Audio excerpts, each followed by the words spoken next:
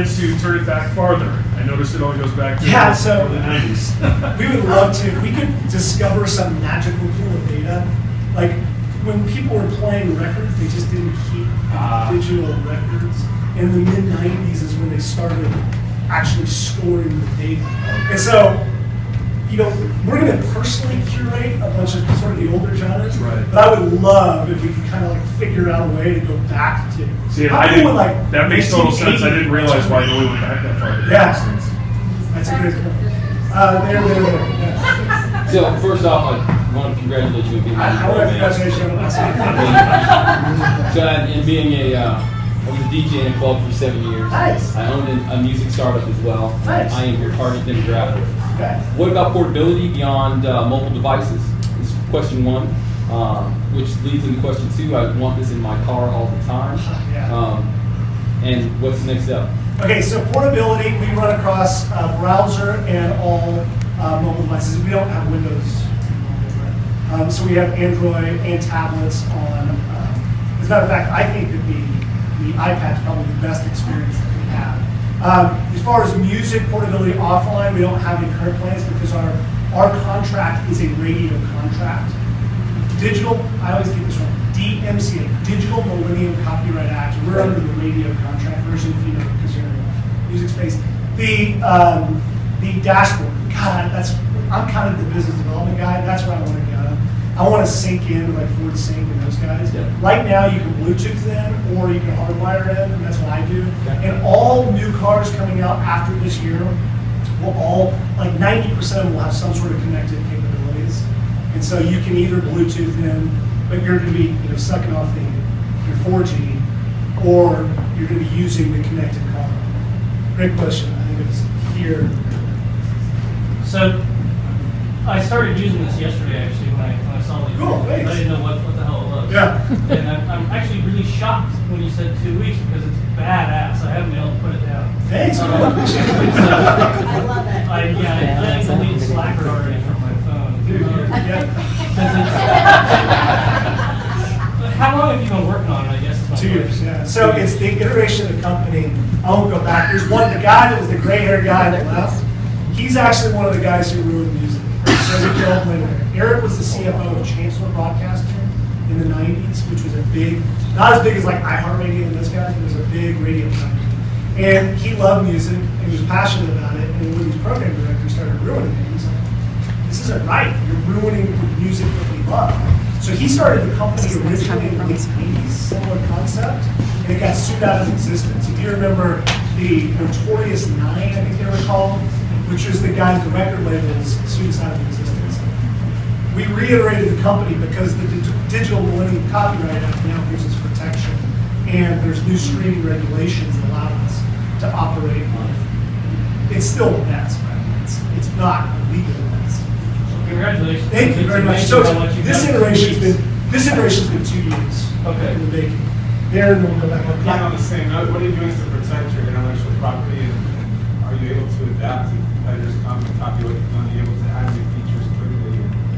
Yeah, so it's a great question, and it's a big question, because you're getting into the whole art of whether or not, where does patents lie? And I've seen it go both ways in my kind of time in the tech world. We have applied for patents we're going to lose. You have to apply for them when you're in this space because there's like other people that are going to send you shitty letters, send you crappy letters, tell you that you're stealing their ideas. And so you have to have proof that you had the idea before them. But we're going to lose on the patent because there is really nothing as far as patentable about mixing genres. Should be a God-given right, not a patent. So are you able to stay ahead of the competition when it comes to new features? Yeah, I mean, the music space, I get this probably more than anything else, is people go like, how does it work? And my answer is, it's complicated as all hell. There's nothing that doesn't exist. You guys can start a music company. There's nothing like special insider knowledge that creates that, but most people think there is, which is a great defense. People go, I don't start that.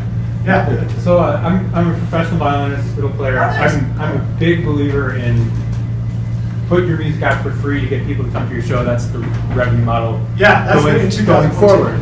So for somebody like me, how are you going to get my music on your station? And is there a way to target it locally. So Right. if I'm going on tour to whatever, Kansas, can I So get the my Kansas music people- on your Kansas stations a month out? It's a phenomenal idea. I love the idea of being able to geo-target. Not at this point. I think that's a really cool kind of concept. We just barely started to kick around. The geo-targeting, it's complicated because we have to, as a radio app, we have to prove that we've legally acquired your music. If somebody comes in, and they will come in and go, you're stealing.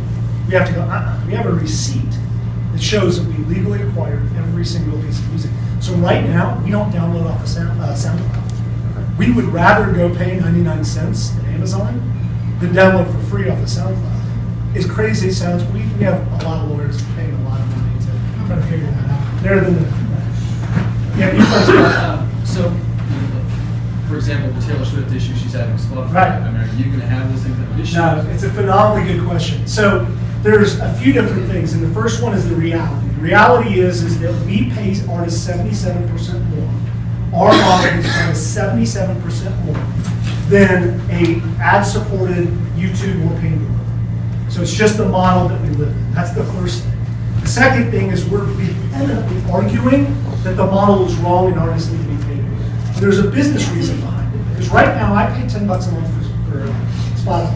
I like it a lot. You're telling me that I can get every song ever recorded for $10 a month?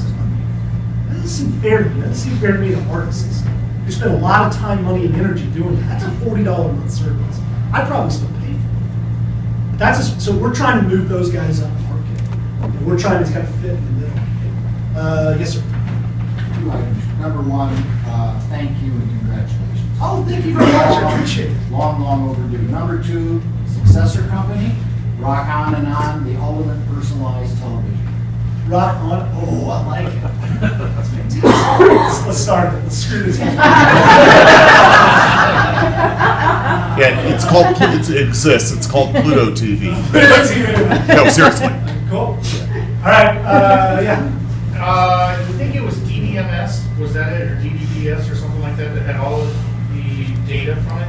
Is the data copyrighted like the music's copyrighted? No. Very, very good because we don't talk publicly about where we get the data from. But yeah, it's not. We just simply buy the subscription. It helps us build our charts. Well, the reason why I'm asking is because you build your database in the background with the data prior to putting it out, of course, and then once you actually get the music, you buy the rights to the music. Because there's a lot of us out there that still have our old CDs and stuff like that, that digital data is there. I've got 1,500 CDs from the 70s. I mean, I can just blow you away. So the way that we operate is there are content providers in the world. There's about 3 or 4 of them. So we go out and we pay a subscription service for 50,000 songs a month or something like that, base or that, and it's simply an API call. So when you request a song, 26 million songs. Here's the thing that's interesting. 26 million songs, right? That's a lot of songs if you start thinking about each song going up the room. We still get probably 5 requests a day that we don't have. And when we do get a request, we have to go out and buy the physical CD. And then, because that's proof, right? And by the way, the artists get to pay twice on that because they get paid when we play it and we get one CD. Or we buy the digital file. We actually prefer the physical CD because we have a little receipt in hand. We have the physical CD and go, check it out. You know, we'll get it on it. Everybody does at some point. Yeah, great questions. Yes, ma'am. So do you have stuff like the Beatles that is owned by Apple? Right, so that's the beautiful thing about working off the radio contract versus what Spotify does. Spotify has to own the copyright, so they have to do deals with the record labels. We operate as a radio station. That's why we're not on demand. You can see we're pressing sort of the level of customization versus what's on demand and what's radio. But a radio station gets to play whatever. So we have the X, we have Led Zeppelin, we've got the Beatles, we've got all the digital holdouts. Because they don't want to give their copyright stuff to the on-demand guys. Spotify, RDIO, Google Play, now the list, Amazon. Chris, yes, sir. What are you currently doing to get the word out? And This is it, man. This is our entire marketing strategy right here. Hope it freaking works. Yeah, thank you, appreciate it. No, we're playing the long game of inbound. For those of you that are marketers or digital marketers, it's about creating great content, putting it on the web, get people to interact with it. That's a long con though, right? Right. The second thing is we are experimenting with paid. Here's the problem, in the digital marketing world, it's kind of my background, I want to know exactly who my user is. I want to know that he's kind of beard, like he should. This is exactly who I'm going after. Because I can go to Facebook and go, give me 1 million of those guys. I want to target them specifically. Good news is that everybody seems to like it. Bad news is I have no idea who it is. And so I have a really hard time on the paid side of it. Third piece is we're doing a bunch of partnerships. So we're going to have a ton more partnerships to announce. But if you look at on the app, this is the featured genre tile. So this guy plays guard for the Indiana Pacers, and he's got a foundation. And so we're trying to get people to build genres on our behalf and then promote them. And we'll have a ton more. I think I can probably announce a couple more. There's a really cool hip hop artist called Zion I on the West Coast who's going to be doing the genre for us. There's another one who's the Atlanta, like very big underground DJ called DJ DiBiase out of Atlanta. And then that's like the reason why those guys, that's our January. We're going to be really heavy hip hop in January. And then other nonprofits, etc. But please, no, the pressure's on you guys. It's not on me. You guys have to spread the word. So then, what's your business model for when you guys are going to start making money? What happens to subscribers you have? Really soon, I hope. It's a great question. And so here's the thing: is anybody, the tech startup guys, run around, you know about lean methodology? Anybody? No? Okay, lean methodology says put out a minimal viable product, let it get kicked around in the marketplace, and you're going to learn more. We did the exact opposite. We put out a fat, heavy, deep product that we spent 2 years building with $2 million. It's heavy duty. Why?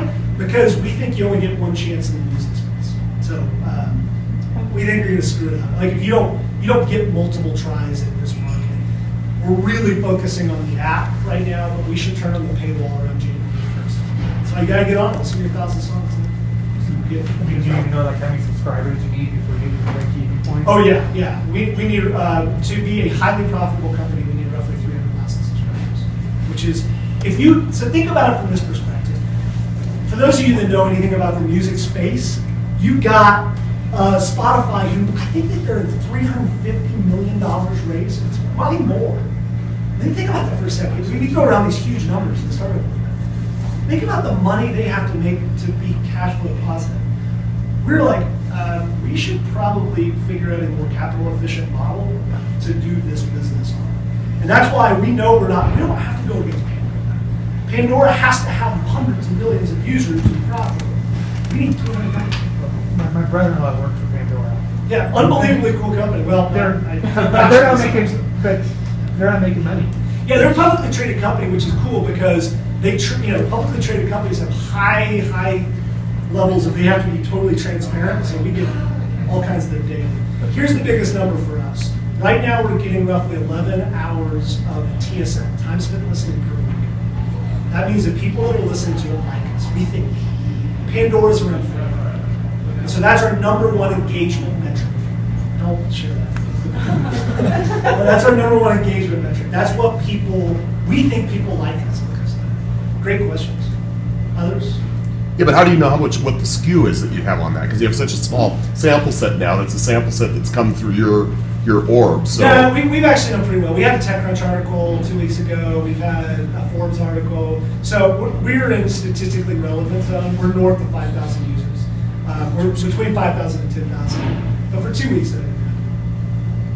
I just expected, what do we have, 50 people? 2001. I'll have to download it twice. I downloaded it. Thank you.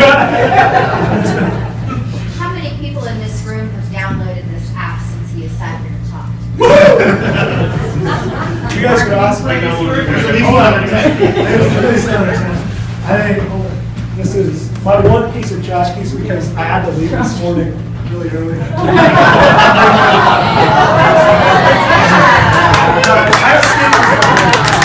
And if you guys want t-shirts or stickers, just email me and I will send them. I'll send them down to you. You have to come back to one of those customers. So is there, Shane, do you want us to ask your question to wrap it up? So how can we help you about the Power Springs update? Just get the word out and use it. Let us know what you think. Listen to 1,000 songs. Talk to your friends about it. And right now, we think we've got something pretty cool. In early 2.5 weeks so far of being in the marketplace, we're getting a lot of kind of validation. But the business model is pretty simple, which is for us to go compete, we're going to have to go raise a real round. And to do that, we're going to have to go in front of real investors that really want to see a whole lot of users. So that's what we have to prove at this point. You have to prove that people like it, we'll download it, and we'll use it. We have a real concept here. It's kind of crazy to believe that for $2 million, we have to prove it's real. All right. Yeah, and I'm happy to hang around if you guys want Perfect, to. yeah, so maybe Jan and Chris will both stay around for you guys to get your questions answered. So thank you very much. We'll see everyone not next week.